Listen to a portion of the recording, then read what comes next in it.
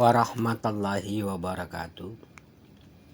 Selamat malam, salam sejahtera, Hum Swastiastu, Santiah Santihum.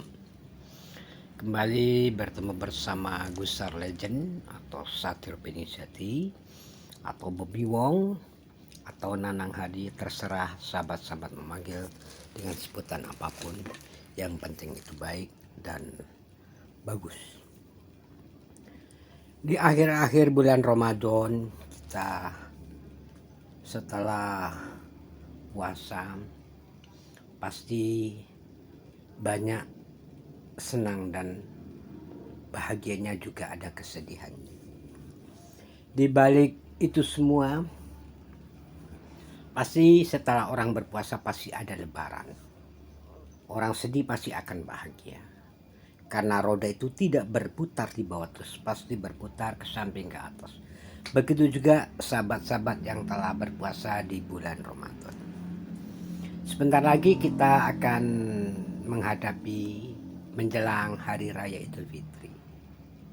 Pada dasarnya, Hari Raya Idul Fitri itu pertama-tama dilakukan oleh Rasulullah Muhammad bin Abdullah, Rasulullah SAW, pada tahun kedua Hijriah, bertepatan tahun 624 Masehi.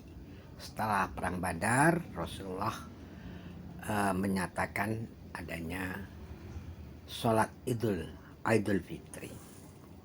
Sebagaimana dilandasi sebuah dalil nakli, yaitu hadis Abu Daud dan An-Nasa'i yang berbunyi, An Anasi bin Malikin qol, karena Rasulullah Shallallahu Alaihi Wasallam qala, karena li ahli jahiliyati yaumaini fi sanati yal abu fiha fa'alama qadimun Nabi Shallallahu Alaihi Wasallam al-Madinah qala kana lakum mani tal abuna fihima wa qad abdalakumullahu bihima khairan minhuma yaumal fitr wa yaumal adha. Yang artinya dari Anas bin Malik, Rasulullah Shallallahu Alaihi Wasallam bersabda, kaum jahiliyah dalam setiap tahunnya memiliki 2 hari yang digunakan untuk bermain-main atau berpesta gitu ya, permenangan. Ketika Nabi Muhammad Shallallahu Alaihi Wasallam datang ke Madinah, Rasulullah bersabda, kalian memiliki 2 hari yang biasa digunakan bermain.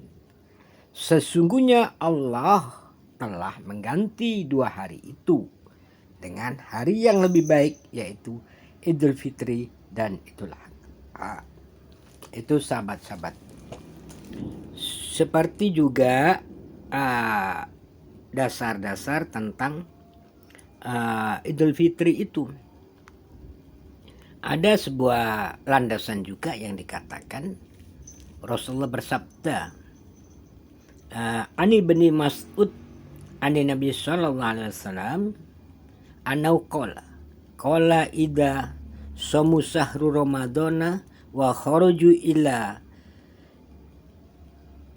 idihim yaqulallahu ta'ala ya malaikati kulu amilin yatlubi ajrati wa ibadatil ladzi somu sahru ramadan wa sahruhum wa khadzu ila indihim yatlubuna ajurahum ushidu unni qad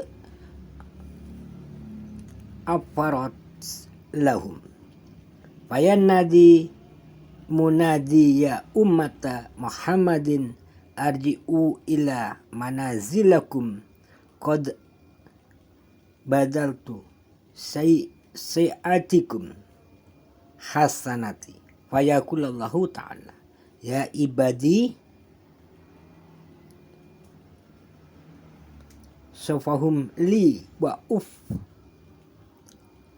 tarutum li faqalu faqamu maghfura lakum, yang artinya diriwayatkan dari Ibnu Mas'ud dari Nabi Shallallahu Alaihi Wasallam bahwa Nabi bersabda ketika umat Nabi melaksanakan puasa pada bulan Ramadan dan mereka keluar untuk melaksanakan sholat Idul Fitri, maka Allah berfirman, wahai malaikatku, setiap yang telah bekerja akan mendapatkan upahnya, dan hamba-hambaku yang telah melaksanakan puasa Ramadan dan keluar rumah untuk melakukan sholat Idul Fitri serta memohon upah dari ibadah mereka, maka saksikanlah bahwa sesungguhnya aku telah memaafkan mereka.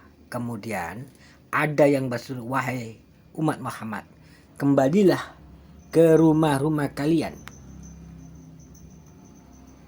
dengan kebaikan. Maka Allah Subhanahu wa ta'ala berfirman, wahai hamba-hambaku, kalian berpuasa untukku dan berbuka untukku, maka tegaklah kalian dengan mendapatkan ampunanku terhadap kalian. Itu adalah referensi tentang Idul Fitri. Nah, sebaliknya sobat-sobat, dengan hadirnya kita berdiskusi di sini, telah hadir pula sahabat kita Ratu Tunjung Sekar dari Bandung. Mungkin ada pertanyaan-pertanyaan yang mendasar yang akan ditanyakan tentang adanya Idul Fitri, yang bagi teman-teman dari sahabat Muhammadiyah hari Rabu, dari pemerintah dan mungkin Nadine sebagian itu hari Kamis. Itu sah-sah aja. Namun satu catatan, ketika ketika sudah dinyatakan Idul Fitri, maka kalau puasa itu hukumnya haram. Itu sobat-sobat. Ini sebagai selingan tambahan informasi. Oleh karena itu saya buka termin pertanyaan buat sahabat Ratu Tunjung Sekar. Waktu saya persilakan. Silakan. Terima kasih Gus Syarlezan atas kesempatan yang diberikan untuk bertanya. Assalamualaikum warahmatullahi wabarakatuh. Selamat malam sahabatku semua. Semoga selalu ada dalam lindungan Allah Subhanahu wa Ta'ala. Tak terasa kita sebentar lagi mau memasuki hari kemenangan, yaitu Hari Raya Idul Fitri. Tinggal menghitung hari ya, beberapa hari lagi. Semoga sahabatku semua dilancarkan rezekinya, dilancarkan segala urusan, dan bisa berkumpul merayakan Hari Raya Idul Fitri bersama keluarga tersayang. Amin. Baiklah, pertanyaannya, bagaimana hukumnya sholat Idul Fitri di rumah? Apakah boleh? Apakah ada dalilnya? Dan apakah halal bihalal itu ada perintah dasar dari Rasulullah Sayyidina Muhammad bin Abdullah? Mohon dijelaskan wahai Gus Syarlezan atau Sapio Piningit Sejati. Terima kasih. Oke, terima kasih atas pertanyaannya. Apakah sholat Idul Fitri itu boleh dijalankan di rumah? Boleh. Boleh, karena itu sunnah. Sunnah ya. Idul Fitri itu sunnah, bukan wajib. Sholat Idul Fitri itu sunnah. Jadi boleh aja. Apakah ada dasar dan dalilnya? Ada. Saya bacakan dalilnya ya, biar tambah yakin bahwa diperbolehkan sholat di rumah. Tapi jangan disengaja terus kita maunya sholat di rumah, tidak boleh, kurang afdal. Nah, ada dalilnya boleh sholat di rumah. Antara lain dalilnya ini begini. An Harami bin Hakim an Umhi Abdul Hayy bin Sa'id Qala sa'altu Rasulullah sallallahu alaihi wasallam anis salati fi baiti wa salati fil masjidi wa qad tarahma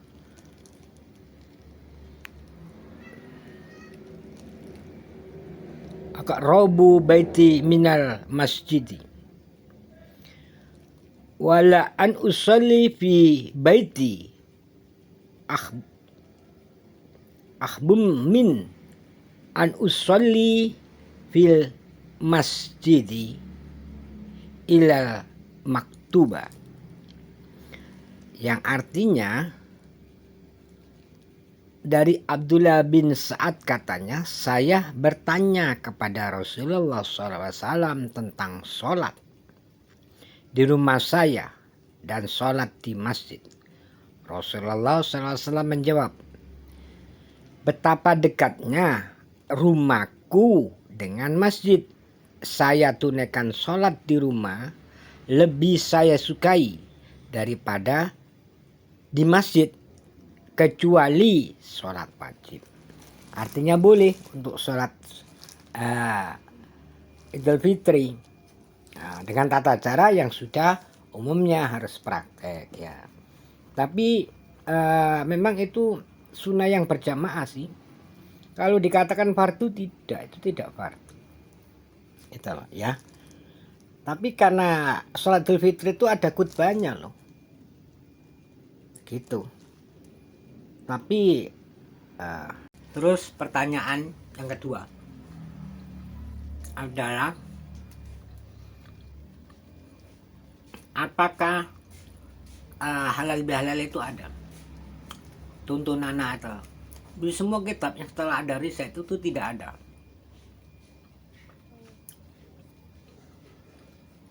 Nah,